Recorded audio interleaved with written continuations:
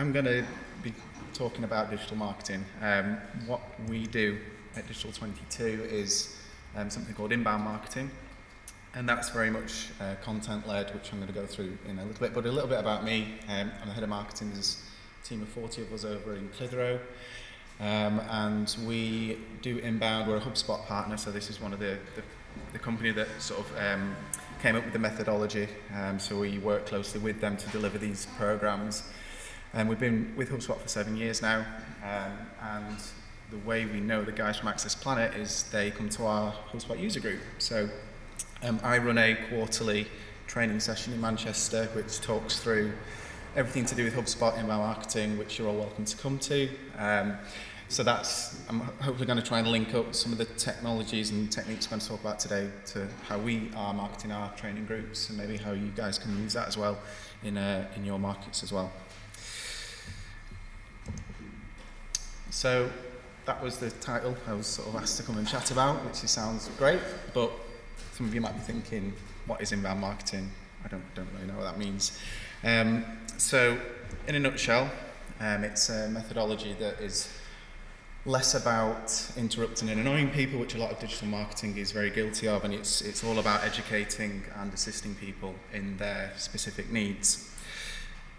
I'm not going to be able to go through the full methodology, but we've got a page on our website. If you search Digital 22, what is inbound marketing, we've got a huge web page that will go through the whole shebang, so you know exactly what it's all about. But in a nutshell, it takes things like blogging, SEO, emails, all the stuff we know digital marketing contains, and it tries to put it together in a process. And that process doesn't just focus on people that are ready to buy training services today. It understands that most people that are searching around the web are nowhere near that decision. It's roughly around 3% of people. So what Inbound tries to do is understand who is way away from that, and can we actually speak to those people a lot sooner and gain their trust and build up a relationship with them. And we do that with content, we do that with video, social media, all the techniques that you may have heard of, but we're going to try to start a lot earlier on in what they call the funnel or the flywheel, which they've recently changed to. So the problems that we define and the challenges that you know about your customers are used to then develop content, videos, social media, and it affects everything from your tone of voice, your subject lines in your emails. All of that is taken into consideration so that you start at the very, very start of their research journey and work your way through the decision stages where you start trying to sell a course to them. So this methodology has been around for around 10 years now. It's nothing new. Providing value and building trust and authority is nothing new, but doing it in this way digitally has been around 10 years. And we now also, once we send them through, we need to keep bringing them back around. We want repeat custom. We want to bring people back to our ecosystem time and time again. And again, that is why consistent content production is really important, and that's why people talk about blogging and all that sort of stuff. So that sounds good, that sounds great, but does it really work? So luckily it does, and that's why I'm stood here talking to you guys today, and why our agency does what it does. HubSpot themselves, who sort of look over this methodology, study and survey, I think it's thousands of marketers, salespeople, and business owners every year, and they compile what they call the State of Inbound report.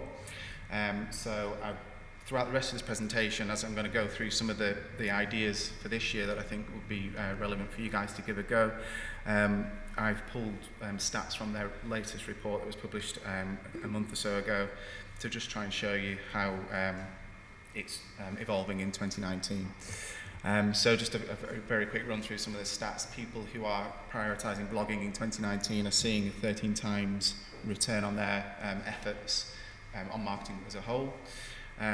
For sales in 2019, it's been found that people are consuming at least 3 to 5 pieces of content before they actually speak to a salesperson.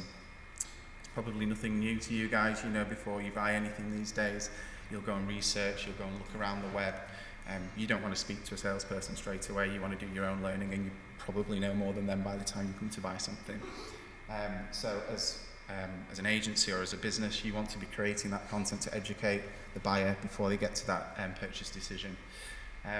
The other elements of inbound marketing are, it's just about understanding the potential customers. So once you do, and you have softwares like HubSpot, there are others, you can start to segment and speak to people in a unique way. And they found that people, and we're all the same here, 75% more likely to click on emails from segmented, targeted campaigns, which makes total sense. And that people who are taking time to try and nurture leads or prospects through that journey that I just showed you, make those leads at a 50% higher rate and a third of the cost. So it does work, and it is all going this way much more and more. There is PPC, paid ads are still out there. That's not gone, but a lot of the budgets from the big ad companies that were traditionally spending it on TV ads, etc., it's moving into this content-led approach today. So that's all well and good, but I'm sure some of you guys have written blogs, you may send emails, you run social media, so I didn't want to stand here for the next half an hour and tell you to send emails and do social media and write blogs, because it's nothing new. So I wanted to do something a little bit different and suggest some ideas that we as an agency are a little bit into. We've maybe been doing it for 12 months or so, but not that long. Things that we're seeing being much bigger this year, that I think you could either, if you haven't done any of the blogging or anything, you can maybe just start here and actually get a bit of a head start. And these are ideas that are a little bit out there, some of them. Some are very easy to do, but I'll go through them and try and explain best how this could apply to your industry. So first, video, obvious, we just had a chat through from the guys from Zoom. We're huge Zoom fans, but creating simple videos is the first thing that I'd suggest you do. Now, I added in simple because when you say do video, record videos, everybody usually rolls their eyes and thinks, great, we're not a marketing agency, where's our cameras, where's our studio, we can't do that. So I put simple in there because I know I felt like that before we started doing it, but what I'm talking about is iPhone, webcam, Zoom, record your Zooms, interviewing people. I'll go through it shortly, but that's what I think. And to back that up from the State of Inbound report, they've found now that more than 50% of consumers actually prefer video content over other forms of inbound content, so the blogs, emails, etc. Also, they found also that 65% of senior executives actually decide to navigate to a website after viewing a YouTube video, so it's not just millennials or youngsters watching these videos, it is throughout the whole organisation. And as we mentioned earlier, in having reviews and different sorts of markup in search results, having a video thumbnail in search results can almost double the click-through rate and increase your search traffic, so it's not just about that engagement, it can help with all your other efforts as well. So that's the stats. Our experience as an agency, we've been doing video officially for a couple of years now, but this started with very, very basic stuff, webcams, quick phone videos, and recording ourselves on Zoom, whatever it was. But we've gone through and done around 211 now. When I added them up, we've had over 25,000 plays. Our customer base, we're an agency, so we have clients. We've attracted 9 customers through video, which is great for us. It's a high lifetime value for us. And over a third of our customers now are interacting with our videos before they get to that point of signing. So we see that as a key method of generating leads and actually converting them. So just to give a few ideas of how I think you guys could utilise this is, you have a huge product database, possibly, of courses and different products to purchase. So quick 30-second summaries of those courses, accreditation roundups or the benefit summaries of what those people are going to buy on that product page, on that purchase page, having webinars to build authority and thought leadership, interviewing the trainers, the industry experts that you guys have access to or maybe in your organisations yourselves, getting in front of a camera and showing that passion and knowledge to those delegates who may be self-purchasing or to the organisations that may be looking to bring that into their business as well. That's where I go for tip 1. And again, there's very, very low cost to start. It's probably getting cheaper by the day. Zoom has a free model. Lots of softwares have free models. I'll share these slides as basic setups of mics and cameras. You could start at around £300, or you could just go totally free and use your phone. The quality, as we know, is excellent now on mobile phones, so it really doesn't cost that much to get started. So the second idea, again, is live chats and chatbots. So you may have heard of live chats and chatbots, but you might not have a clue how they work, what they are, what they do. And again, this is something we've started to play with over the last, I'd say, 6 months or so, as the technology's progressed. So there's a whole host of companies now that offer very, very good and detailed platforms. It's something that they call conversational marketing. So it's a move now to really moving away from, again, part of inbound, which is the email follow-up and automation. It is trying to do this in the moment, live, through a chatbot. So bottom right-hand corner of the web screen, you can start a chat. Sometimes that's live with a salesperson, or it can be automated and use AI and sort of all that good stuff. So a few companies, HubSpot have one, Intercom, Drift and ManyChat are just a few examples. They all have free versions, very quick to set up, just a piece of code on which page you want it to show on. And these allow you to start those quick conversations. What we found is people are increasingly impatient online, and they want a quick answer. They want to have that one-to-one human conversation. They don't want to request a brochure, have it sent, and then wait for 3 weeks for some follow-up emails to start ping through and make their decision down the line. They are ready to learn, not just ready to buy, but ready to actually get those answers immediately. And we found that most people don't fill the forms out that we create as marketers. So a huge cornerstone of content marketing and conversions on websites is form fields, forms, landing pages that we talk about. And the benchmarks for a good landing page, maybe 25%, 20% even. In the marketing world, that's great. We've got a 20% conversion rate. But if you think then that's 80% people haven't bothered to fill it in, that's pretty bad. And also, over half of people are now actually preferring real-time communication over email, social, etc. And interestingly, the stat that I got from the report is that messaging apps like WhatsApp and Facebook Messenger, which you could add into this list too, are now 20% more popular than social networks themselves in terms of active users. So more people are using Facebook Messenger, WhatsApp, messaging apps than they are actually using social media now. So this is just where people are, they're watering holes, that's where they exist and where they're going to learn. So this is where we need to be as marketers or a business to offer them that experience and information. So our experience, we haven't done 211 chatbots like we have videos, but we've got our own chatbot on our website, which goes straight through to Caroline, our sales rep.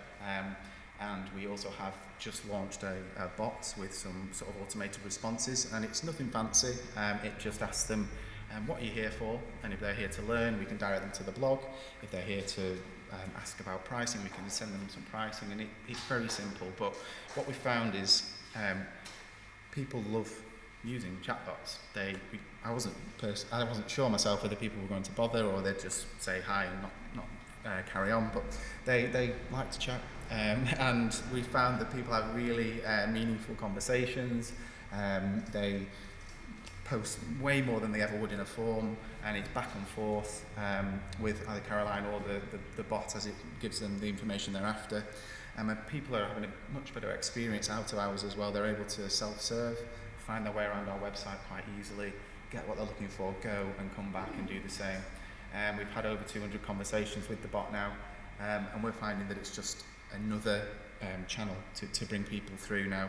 We still have forms, we still have people downloading our pricing through a traditional form, and that's great, and it generates a lead, and that sort of funnel continues, but this has just opened up another channel for people that don't want to do that don't want to fill in the details in that way, so we found it to be very effective. So a few ideas. I thought you guys may be able to implement softwares like this on your websites.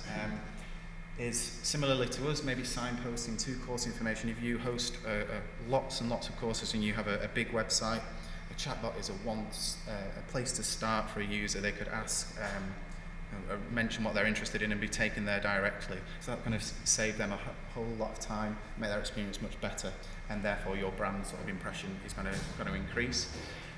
You can deliver FAQs in real time, so if delegates have frequently asked questions that is going to end up creating a lot of emails for your team and clogging up the inbox, you can pick out the most asked questions and deliver those automatically through a chatbot, which we think is pretty neat.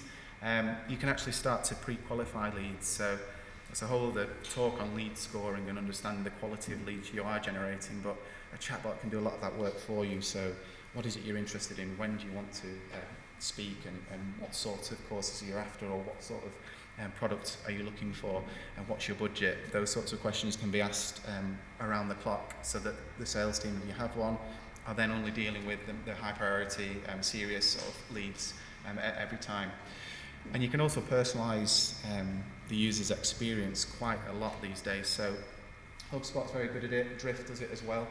As the bot is on the page, through cookie tracking, it will understand if that person's been on the site before, which pages they've viewed, and it can actually welcome the user back to the website and maybe point them into the direction of where they last visited. So if that is a course page or a specific product page on your website, again, it's that user experience. It's taking people straight to the source immediately. So that's another thing that I would suggest being super effective and very, very easy to set up. It's probably one of the easiest things to set up out of everything I'm going to suggest today. So that's what I would suggest for that. Now, the big one, podcasts. You're thinking, you're joking? What are you talking about? So, podcast, we are from a marketing agency, so obviously we've got a podcast. We have a podcast called Inbound After Hours, which we've been running now for a couple of years, and it's great for us. We talk about everything inbound marketing related, SEO, social, just general industry news, and that's all well and good. So I don't want you to start thinking I expect everybody to go off and make podcasts, because that's not what I'm talking about in terms of podcasts. The way we look at a podcast is really just serialized content, a batch of articles or blogs delivered in a different format than traditionally. And it is how people are digesting content these days. So there are now over 700,000 podcasts in 100 languages, and that's from Apple's Winter Conference stats this year.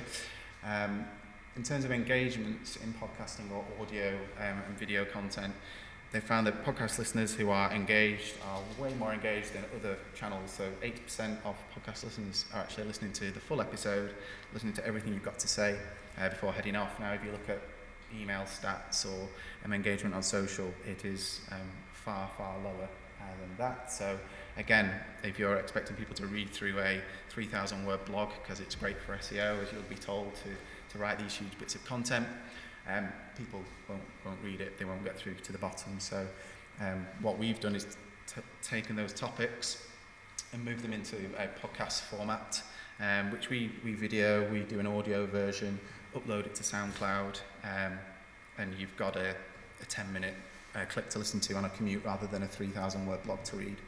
And from the State of Inbound report that over 2019, 20% of marketers are actually looking to bring more things like this into their marketing mix. So it is on the rise. So our experience, particularly with the Hug, it was really, really good for events, and the Hug, which is quarterly, we always try to increase attendeeship. We don't have a set attendee list, we attract people each quarter. And what we've looked to do is we interview the Hub speakers, we interview experts from around the marketing sort of world, and sometimes we're very uninvolved with the podcast. We maybe are asking a few questions, but we're letting people speak, we're interviewing an expert. So it's quite a low bar of entry for us as marketers and organising it. But since we've done that, we've had over 7,500 listeners in over 40 countries. The sort of traffic and digital marketing benefits were incredibly high. When we got into regularly posting these articles out, we drove a lot more traffic to our blog, and it really helped increase our brand awareness. So we're a marketing agency, and there's thousands and thousands of marketing agencies and a growing number of inbound agencies. And we put our podcast out, Inbound After Hours, as a separate branded thing, and what we found is that it's increased our brand awareness in our market. Customers watch it before they sign with us. They get to know me as the head of marketing, they get to know our directors or whoever else from the team is on that. And that helps us build that relationship before we actually start to work with people. And the sort of pure inbound side of it is that we know everybody who's listening to our podcasts are engaged, people who are looking to learn and solve a problem and have a need and a challenge to solve. And that, as thought, translated really, really well to what everybody here is doing today. So I do exactly the same, is to discuss those niche industry topics that you may think no one else cares about apart from the delegates that you know, but attracts. They're the only people that you want to listen to these pieces of media. Don't be afraid to geek out. As I say, we talk about things that we think no one else cares about, but it works and it attracts the right sorts of people.